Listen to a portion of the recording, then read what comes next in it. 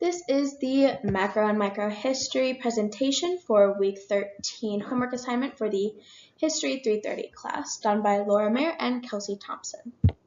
So what is macro history? Macro history looks at a history through a very broad lens, usually hundreds of years. It tries to uncover patterns across history and determine repeats of history and trends that history has followed and may possibly follow in the future. It also makes overarching conclusions about history and historical trends, with a large-scale history dealing with large groups of cultures over very long periods of time. So the advantages of macro history.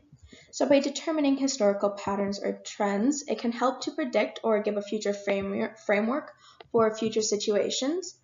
And by looking through a larger lens, historians can see how things have improved and discover root causes for particular events.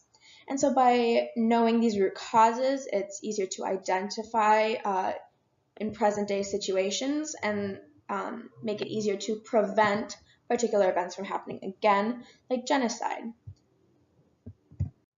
And the disadvantages of macro history.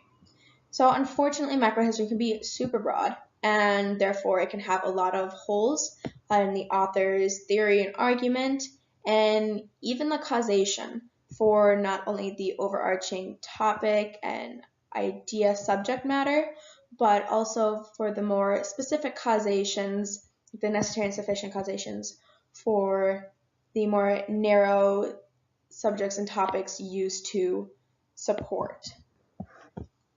And generally, these macro histories are very simplistic in terms of world viewpoint, so it doesn't work too well when looking at the world more in depth. And also, the writing tries to, or can try to, prove a particular topic with regard to the author's bias. So it's important when looking at these macro histories to take time and pinpoint the bias, because usually there will be. So an example of macro history.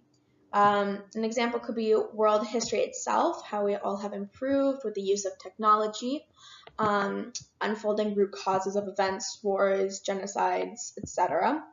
And histories of countries around the world have been recorded for hundreds of years. And William J. Duiker, I don't know if I'm pronouncing that right, and Jackson J. Spielvogel published World History that dates back to the 1800s in Volume 1, and then further back to the 1500s in Volume 2. So that would be a good example of a macro history application since the dates are so broad. So all of the information used in this PowerPoint was gathered from notes taken in Dr. Stevens' class on micro and macro history on November 6th and 8th, 2018. And Google was used to access information on Duiker and Spielvogel's World History book.